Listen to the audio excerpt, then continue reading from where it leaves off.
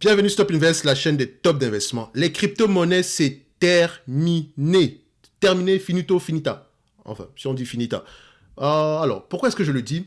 Je pense que vous êtes déjà au courant, d'accord? Donc, quand je dis les crypto-monnaies, c'est terminé. La question qu'on doit se poser, c'est terminé pour qui? Pour qui?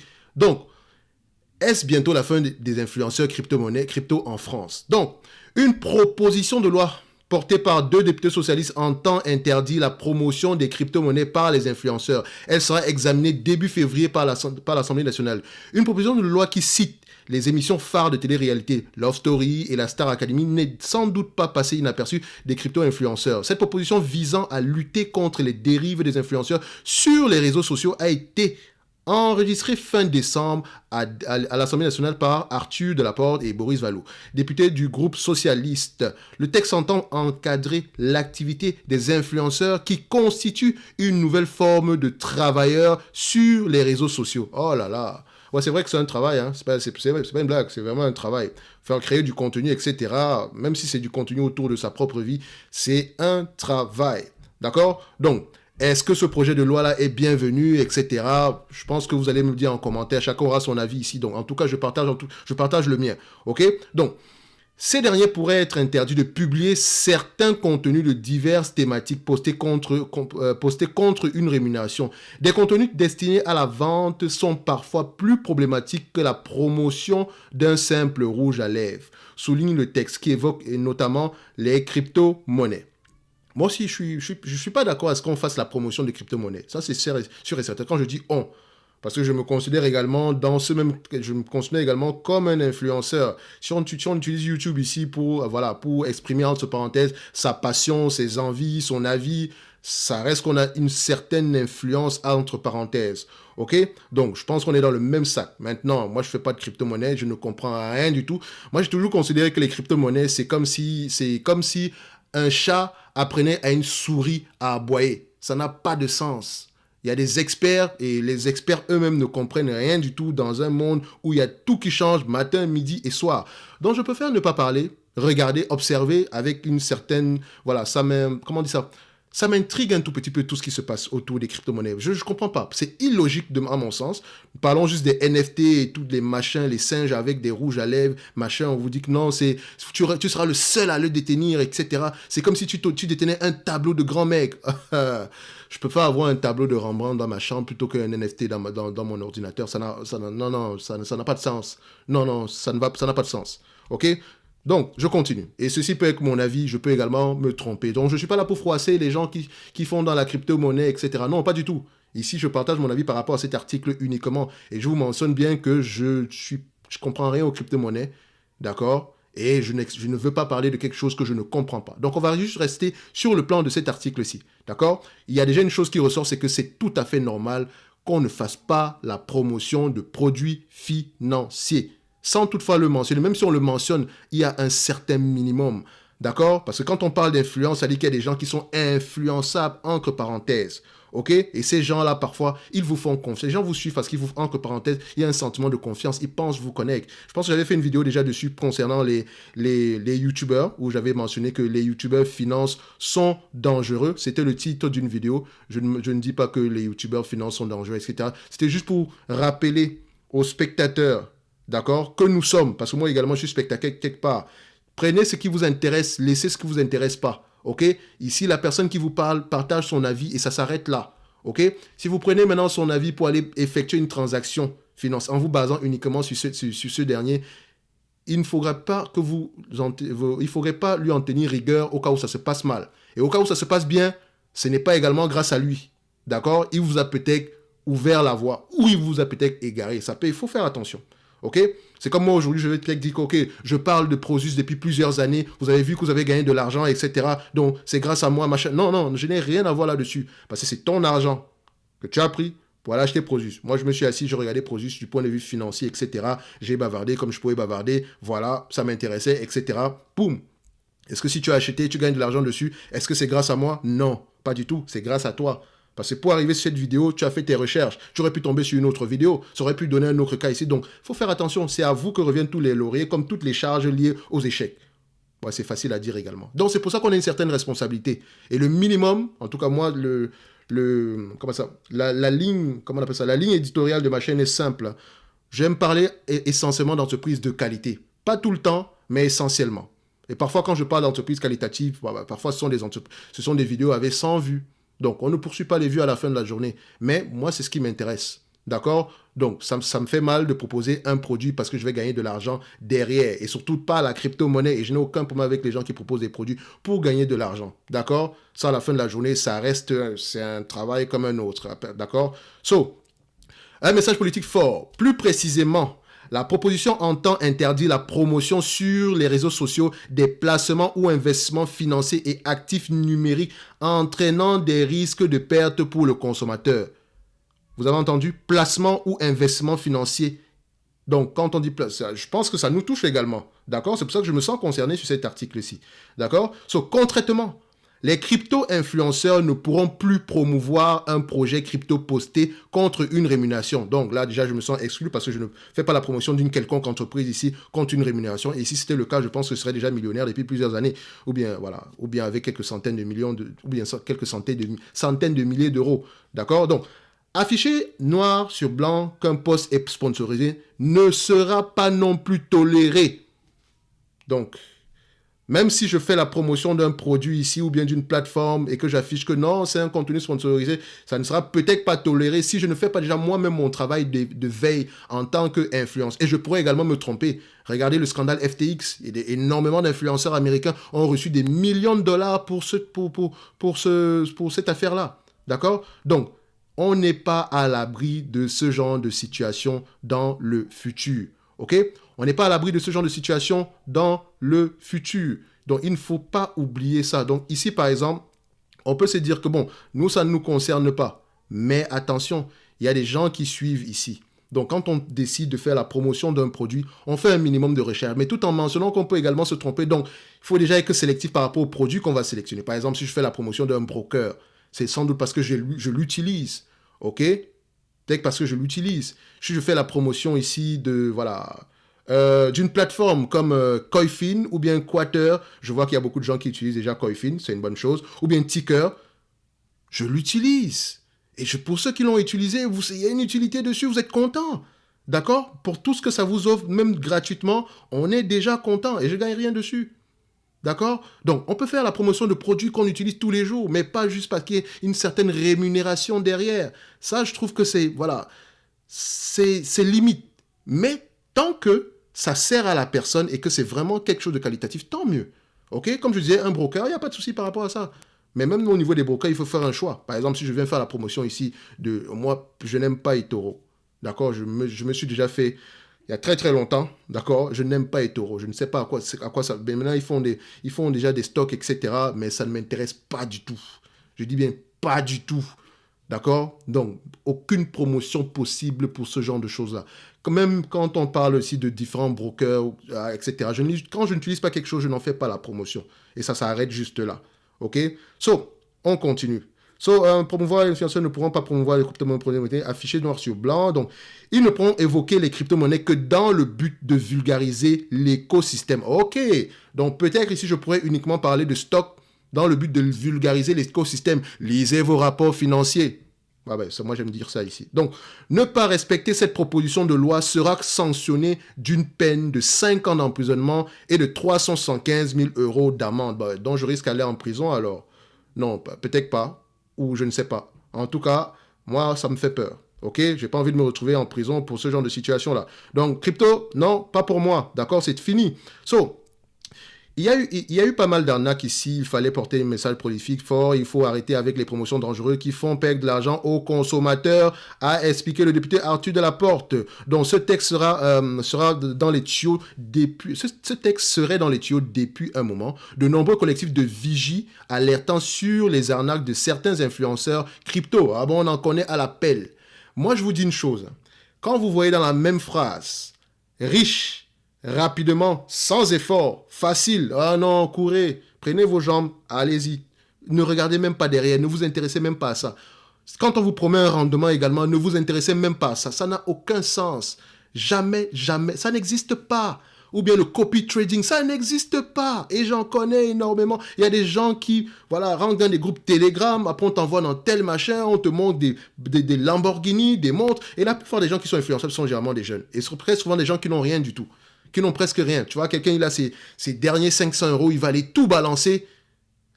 Et très souvent, ce qui me dérange, c'est que ce sont des gens qui font un amalgame entre la spéculation et l'investissement. Et ce sont des gens qui vont quitter les marchés financiers jusqu'à la fin des temps parce qu'ils ont eu une mauvaise expérience, sans toutefois se rendre compte que dès le début, il y avait déjà anguille sous roche. Donc moi, je pense que c'est bien de sanctionner, hein. C'est bien de faire comment on appelle ça, des lois, des projets de loi, mais avant tout, on devrait, je dis bien on devrait, d'accord, former les jeunes.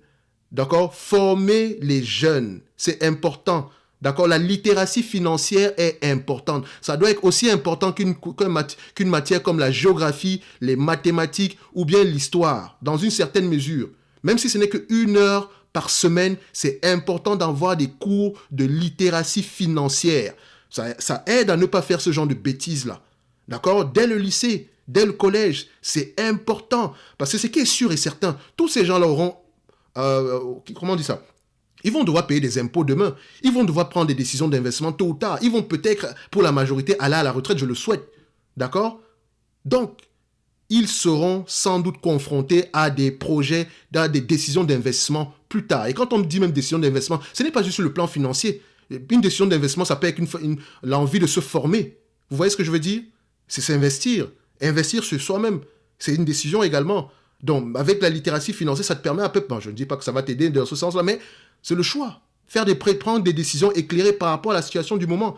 D'accord? En tout cas, je ne dis pas qu'avec la littératie financière, on va y éviter ce genre de choses-là. Parce qu'ici, par exemple, au Canada, il y a beaucoup de promotions au niveau de la littératie financière. Ils ont un gros programme par rapport à ça. D'accord? Mais ça ne veut pas dire qu'il y a des jeunes qui ne tombent pas dans ce genre de piège. Même des vieillards comme moi tombent également dans ce genre de piège-là. D'accord? Ne soyez pas omnibulés par le gain. Posez-vous toujours la question que, mais c'est quoi le risque derrière? Pourquoi? Comment? On questionne toujours tout. D'accord? C'est bien de sanctionner, mais c'est également primordial d'éduquer. Je pense que ça passe même par l'éducation. Donc, sanctionner, c'est bien, mais je pense également, comme je le disais tantôt, c'est une fuite en avant s'il n'y a pas d'éducation derrière. Et l'éducation ne peut pas juste passer, ouais, l'AMF avait dit, machin. Non. Qui lit parmi nous? Pas grand monde, hein? Il n'y a pas grand monde qui lit. Pourtant, l'AMF publie souvent de ses affaires et tout le reste, machin, mais ils ne peuvent pas faire grand-chose, ils n'ont pas assez de moyens non plus. Ils peuvent pas, Internet, c'est une jungle. D'accord? C'est pour ça que je dis que quand tu es dans le domaine de l'influence, on va le dire comme ça, tu as une certaine responsabilité. C'est une responsabilité, elle est morale au moins, minimum, c'est un minimum.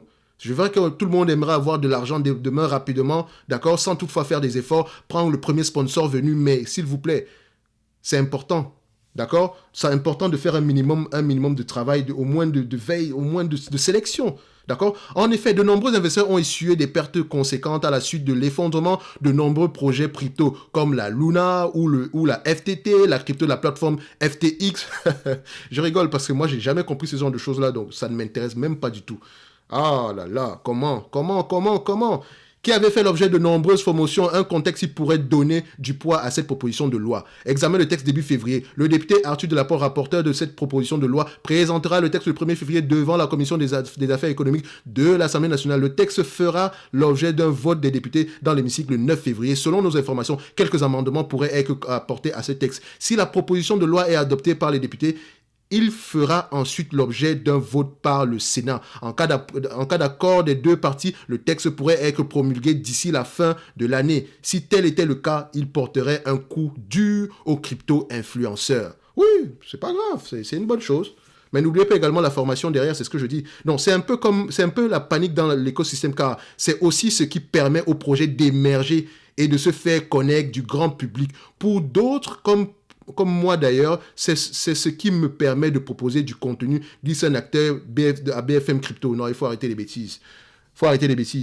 Faut pas faire la promotion de projets, les projets émergés, etc. Ces projets-là apportent quoi concrètement?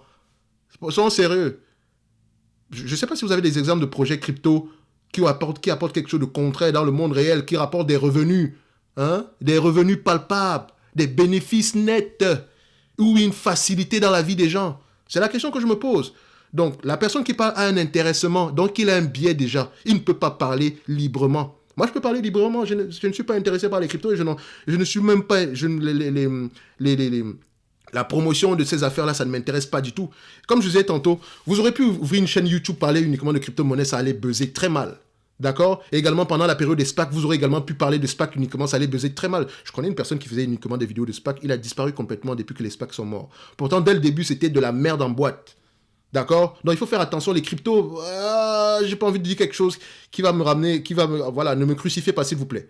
Mais moi, j'ai un avis personnel sur les cryptos, d'accord? Je ne comprends rien du tout, d'accord? Et techniquement, je ne vois pas l'utilité de ces affaires-là aujourd'hui, d'accord? Pas l'utilité, mis à part la spéculation. Le fait que j'achète quelque chose aujourd'hui en espérant que ça va valoir plus, ou bien en espérant qu'il y ait quelqu'un de plus con que moi pour venir acheter. Attention, je ne suis pas en train d'insulter la personne, je parle de moi personnellement, moi, ma personne. D'accord? C'est ce que moi je me dis. Que si j'achète ça, c'est que j'espère qu'il y a quelqu'un qui est plus con que moi pour acheter le même actif à un prix plus élevé. Donc je suis dans l'espoir. Je ne suis pas dans du Google où je sais que on est peut-être à 10 fois les bénéfices. Il y a de grandes chances qu'on garde le 10 fois de bénéfices pendant une longue période de temps. Vous voyez ce que je veux dire? Donc, on continue ici. Donc, cette proposition de loi a-t-elle des chances d'aboutir, portée par le groupe des socialistes? Elle sera soumise à l'examen de la majorité, alors que des réflexions globales sur l'activité des influenceurs ont émergé. En effet, de premières réunions auront lieu de ce mois-ci à Bercy, qui vient de lancer un groupe de travail sur les influenceurs. Oh, on va nous taper dessus. On va nous taper dessus. Personne ne parle de l'éducation depuis. Vous voyez, personne ne parle d'éducation. On parle seulement de loi, resserrer la loi, c'est à cause de... Les fautes sont partagées, on va le dire comme ça.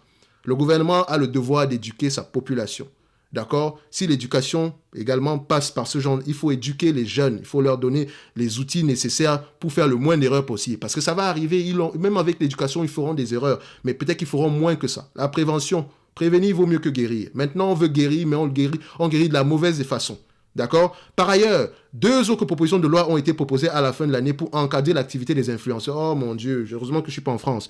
L'une portée sur le député de la NUPES, Aurélien Taché, l'autre par le député insoumis. Oh mon Dieu, je sais, vous avez des partis en France. François Picmal. Sans doute qu'ils sont soumis à l'argent. Si la première proposition de loi ne fait pas mention des crypto-monnaies, celle de François Picmal est très critique vis-à-vis du Bitcoin. Oh, ben là, on va le traiter de boomer. Attention, monsieur Picmal. Ça va très mal, ça va piquer. Pourquoi j'ai dit que ça va piquer? Bref. C'est dans les années 2010 qu'émergent les crypto-monnaies, avec comme pionnier le Bitcoin qui, par son succès fulgurant, devient l'objet d'investissement et de spéculation de plus en plus important. C'est dans ce contexte que s'est développé et multiplié le nombre d'arnaques en ligne. Et multiplier le nombre d'arnaques en ligne. Donc, ok. Donc c'est avec l'émergence de la crypto-monnaie que le nombre d'arnaques en ligne s'est multiplié. Waouh, je ne pense pas. Je pense que c'était déjà le cas. Il y avait déjà assez d'arnaques en ligne comme ça. Les crypto-monnaies, c'est un outil supplémentaire, d'accord? Multiplier, non. Je pense que, voilà, c'est un outil supplémentaire, d'accord? Il ne faut pas tout rejeter sur les crypto-monnaies. Alors que la proposition de loi est désormais entre les mains des députés, où en est la procédure en France? Jusqu'à maintenant, l'AMF interdit beaucoup de choses, mais n'agit que peu, laissant les plus grandes aberrations non punies sur le YouTube crypto. Glisse un crypto-influenceur à plus de 50 000 abonnés. Après vérification, certains influenceurs crypto qui font la promotion de projets dangereux, tous les projets selon moi n'ont aucun sens. Je sais même pas, franchement, tous les projets selon moi sont dangereux. Parce que comme le nom, c'est un projet, ça rapporte combien? Ça va résoudre quelle situation? Et encore une fois, je parle comme un profane, d'accord? Laissez-moi, j'ai envie de me laisser convaincre. Les commentaires sont ouverts. Sont toujours présents sur les réseaux sociaux. On peut publier du contenu nuancé à vocation pédagogique. Mon Dieu, pédagogique c'est quoi? Sur l'analyse technique. Explique-t-il, tous les influenceurs crypto ne doivent cependant pas tous être mis dans le même panier. Oui, j'en connais certains qui essayent de faire du travail de vulgarisation. Mais derrière eux-mêmes, ils ont des intéressements à gauche, à droite. Notamment avec leurs différents liens vers X ou Y. D'accord? Où on touche des commissions à gauche, à droite. Donc, ces gens-là ne sont peut-être pas également les plus libres pour parler. C'est leur gagne-pain. D'accord? Certains faisant de la vulgarisation et restant bienveillants à l'égard de leur crypto-monnaie. Oui, on peut dire également qu'il y a une certaine bienveillance. D'accord? Mais vu que je ne connais pas ce monde-là, je ne peux pas parler. Pour le moment, je sais qu'il y a plus de pommes pourries que le reste. D'accord? L'AMF devrait serrer la vis. L'AMF pourrait d'ailleurs bientôt serrer la vis. En 2021, l'autorité de régulation de la publicité professionnelle avait mis en place un certificat d'influence responsable. Oh là là.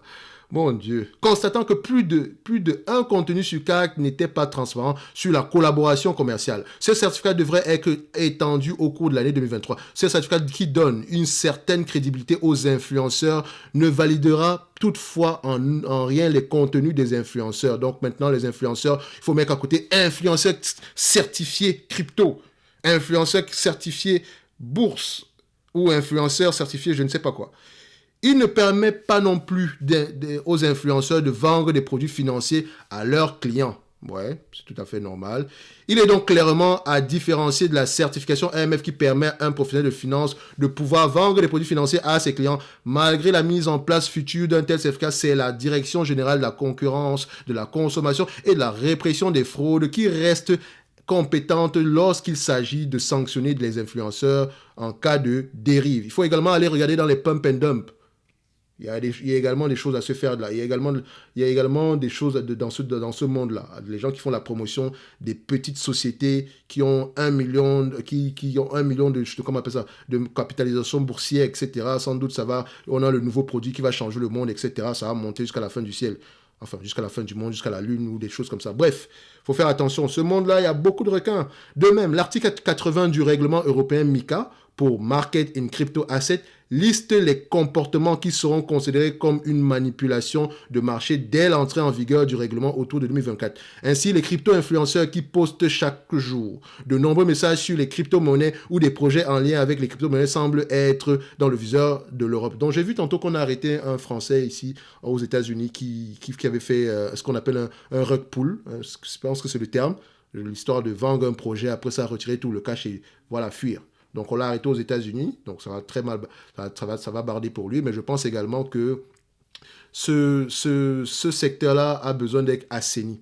D'accord? Il y a sans doute des gens bienveillants dans ce secteur, comme dans tous les secteurs d'ailleurs. Mais il faut faire attention. D'accord? Donc, vous, par exemple, faites également attention à tout ce que vous suivez. Nous avons une certaine responsabilité, mais nous pouvons également nous tromper. Nous sommes également des humains. Donc, quand on vous dit ça, quand on vous dit que non, allez, ce n'est pas une opportunité d'investissement. Oui, je vous ai donné mes arguments. Vous avez complètement le droit d'être, voilà, de ne pas être d'accord. Ou je dis, oh, ça c'est un bon projet. Ou je dis, ah non, j'utilise cette plateforme-ci. Plateforme crypto, machin, basée sur l'immobilier connecté, ou bien l'immobilier Bitcoin, l'immobilier blockchain, ce genre de choses-là. Il y a beaucoup de choses comme ça. Déjà, moi, je ne comprends pas un truc sur l'immobilier blockchain. Peut-être que vous allez me dire quelque chose par rapport à ce projet, mais je ne comprends rien dessus. D'accord? Parce que je me dis, OK, pourquoi ne pas aller acheter une rate facilement? Pourquoi aller investir mon argent dans l'immobilier blockchain? Ça, c'est un truc qui je me pose encore mille et une questions dessus. Donc, j'essaie de voir le modèle d'affaires derrière. Ça peut être également intéressant pour des pays, pour des zones comme en Afrique, par exemple, où nous, on n'a pas grandement accès aux marchés financiers internationaux. D'accord? C'est littéralement une partie qui est totalement oubliée dans ce monde. OK? Pourtant, il y a des gens qui ont de l'épargne. Donc, ça peut être également intéressant pour ces gens-là. Bref, ce que je veux dire, c'est que ce projet de loi-là, il est bien, mais également, je pense qu'il y a également beaucoup de choses à faire au niveau de l'éducation. Donc, c'est facile de taper sur la main sur les crypto-monnaies, etc., les influenceurs. Moi, je veux considérer une chose, les influenceurs, c'est simple. C'est comme une autoroute. C'est comme un panneau publicitaire sur une autoroute. Plus l'autoroute est fréquentée, plus le panneau publicitaire a de la valeur, plus il peut proposer ici des produits, d'accord, à des prix plus élevés. D'accord? C'est aussi simple que ça. Donc, l'influenceur ici vit de quelque chose. Moi, je fais des vidéos, à la fin de la journée, si YouTube ne payait pas, ou bien si YouTube ne rémunérait pas les vidéos, s'il n'y a pas un petit pécule, peut-être qu'il y a très longtemps que j'aurais peut-être arrêté les vidéos. D'accord? Donc, il y a toujours un intéressement derrière. Mais le fait de dire que non, j'aime ça, machin, mais également derrière, il ne faut pas oublier que ce sont des gens qui vont vous suivre. Ce sont des familles derrière. D'accord? Donc, c'est important d'avoir une certaine retenue. D'accord? Au moins sur les produits que vous allez proposer. Moi, je propose, donc ici, par exemple, si je dois proposer un produit, tout simplement, à la fin de la journée, c'est de donner un minimum de quelque chose derrière. OK? Donc, si c'est une plateforme de négociation, etc., c'est sans doute parce que je l'utilise. Si les gens qui tombent dans ce genre de piège au niveau des crypto-monnaies, au niveau des influenceurs, etc., sont dégoûtés des marchés financiers demain, ça, c'est par exemple quelque chose qui me dérange énormément. OK? C'est pour ça que je dis que c'est important d'éduquer. c'est bien de sanctionner, mais c'est également important d'éduquer. On a tous une responsabilité. Celui qui fait les vidéos et celui qui écoute ces vidéos-là, n'oubliez pas, utilisez toujours vos sens critiques. C'est important. Ok les amis? Donc, dites-moi en commentaire ce que vous pensez de cette loi-là, etc. Et voilà, par rapport aux cryptos, excusez-moi, mais voilà, comme je l'ai dit, je ne connais rien sur les crypto-monnaies, d'accord? Ça me ferait toujours plaisir. Un like, un abonnement ici également, d'accord? Donc, si vous voulez m'éduquer par rapport aux crypto-monnaies, je suis tout oui, mais également, je pense que je n'ai pas assez de temps pour aller lire sur ces affaires-là. C'est un nouveau langage pour moi, donc je vais laisser ça aux autres. Donc, je vous souhaite beaucoup de millions dans ce segment d'activité ou bien dans ce secteur-là, mais ça sera sans moi pour le moment. Donc, on va se donner rendez-vous sur la prochaine vidéo. D'ici là, portez-vous bien. Merci.